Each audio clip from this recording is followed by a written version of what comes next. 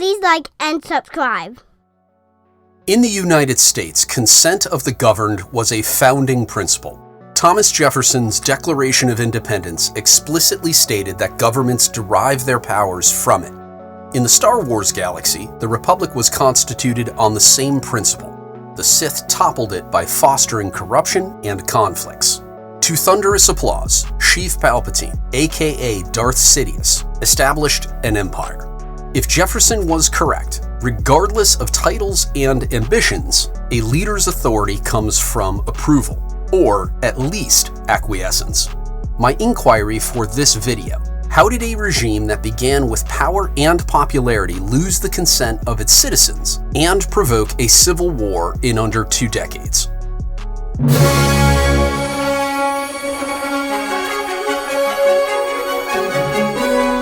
Welcome to Galactic Initiative. I'm your host, Jeff. After the Clone Wars, Emperor Palpatine enjoyed almost universal support from the Republic's loyalists. Key manufacturing worlds such as Corellia and Fondor, and the so-called defense industry, including Kuwait and Sinar, backed the kindly dictator, thereby sustaining his military-industrial complex. Many defeated separatists quickly pledged allegiance to avoid reprisals and reparations during the galaxy's quote-unquote reconstruction. In campaigns of pacification and intimidation, Palpatine dealt harshly with former Confederates who knew too much or refused to bend the knee. Certain localities never knew peace during his reign. Clashes simply changed names as fighting continued. For example, on Kashyyyk, Mon Cala, and Ryloth, resistance to the CIS became resistance to the Galactic Empire. Most areas were conquered. Some areas, like Mimban, were contested. Despite ongoing censorship, Palpatine's state-run media occasionally reported unrest, which convinced the weakened Senate to continue funding his war machine, the juggernaut that, in 10 to 15 years, would target enemies and enablers alike. The Sith loved few things more than irony. Meanwhile, Palpatine built the Death Star, a super weapon for the galaxy's subjugation.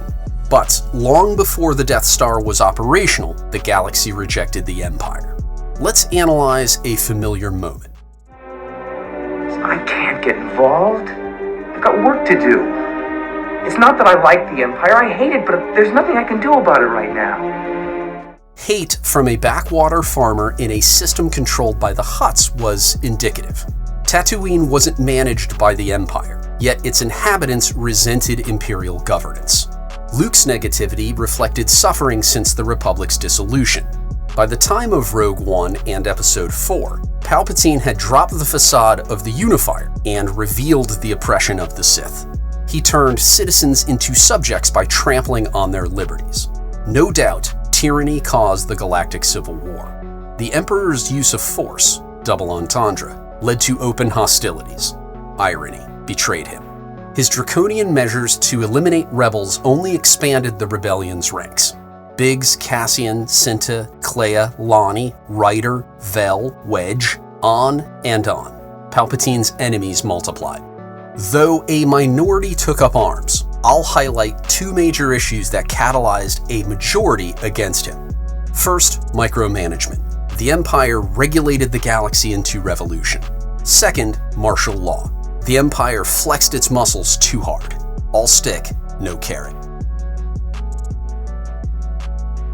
The Empire weaponized its bureaucracy. Despite his contempt for red tape, Palpatine bent the former Republic's innumerable agencies, committees, and departments to his will. Imperial authorities enslaved beings and taxed, rationed, embargoed, and seized resources and goods in defiance of ethical, legal, and financial objections. Appointed officials were empowered to violate the principles of personal freedom and private property. They carved spheres of influence without regard for those affected by their actions. Corruption was rampant, but kangaroo courts upheld the supremacy of increasingly harsh imperial decrees. The government interfered with everyone's lives as it asserted its dominion. Princess Leia's warning to Governor Tarkin was accurate. The more you tighten your grip, Tarkin, the more star systems will slip through your fingers. Even on the remote desert planet of Tatooine, people like the Lars felt the squeeze. Supply decreased. prices increased. Reports of occupations, abductions, and murders slowly reached the Outer Rim. Onderon, Kamino, Kashyyyk, Gorman, Jeddah, Lothal, Mandalore. The Security Bureau, regional governors, resentencing directives, blockades, quarantines, recessions, shortages. These conditions broadened black markets and allowed opportunists like Sikatro Vizago, Lando Calrissian, and Han Solo to thrive. Unfortunately, Imperial bureaucracy benefited crime syndicates too. Regulations limited production and trade, so beings sought alternatives, both legal and illegal. The presence of syndicates in Imperial territory seems unwelcome until you consider the waste and corruption caused by government overreach. Given no legitimate options, many relied on shady characters for critical items such as food and medicine. In some cases, the Empire ignored the syndicates. In some cases, it attacked them. And in some cases, it cooperated with them. The Emperor found Prince Shizor of Black Sun, Quay Tolsite of the Pikes, and certain members of the Hutt clan useful. So regardless of your preferred canon, you have alliances of cartels and Imperials. Black Sun's clout in Shadows of the Empire, and in Solo the White Worms at the spaceport, and a Star Destroyer guarding the Kessel Run are examples. The Bounty Hunters Guild is another underworld organization with ties to the Empire. These unscrupulous alliances upset the masses and destroyed Palpatine's wholesome image after the Clone Wars. When bureaucrats failed, the Emperor dispatched armed forces. During the Clone Wars, Palpatine masterfully positioned himself as a hero and the CIS leaders as villains. However, the former Republic soldiers, once viewed as protectors and liberators, morphed into occupiers and masters. Elections ceased, or ceased to be meaningful. The Senate was neutralized, and governors were appointed. That word, appointed, it has implications and ramifications for self-determination. Most are negative. In short, the Emperor dropped the pretenses of democracy at the pace of the Death Star's completion. Beings eventually realized he had no intention of creating a safe and secure society. Andor, the Bad Batch, rebels, and other sources show he ruled with an iron fist from the start. Coercion was always the order of the day. With or without justification, all legal protections could be ignored, suspended, or repealed without remedy. Arrest, incarceration, torture, and execution were ever-present threats, not abstractions. Rebel leaders like Luthen Rael and Saw Gerrera baited the Imperial military on planets like Gorman and Jeddah to inspire rebellion, though the Army, Navy, and Security Bureau were frequently their own worst enemies. Granted latitude, officers often overreacted or overstepped. They were answerable only to the military's chain of command. Civil authority wasn't respected. In response to partisans, thieves, and traffickers, the Empire sent crushing might and locked down entire systems. Jurisdiction was wherever the agents, troopers, and pilots decided to go. Firepower was legitimacy. Travel was restricted. Searches were conducted. Hyperspace lanes were intermittently closed. Quarters, provisions, and supplies were taken without consent or compensation.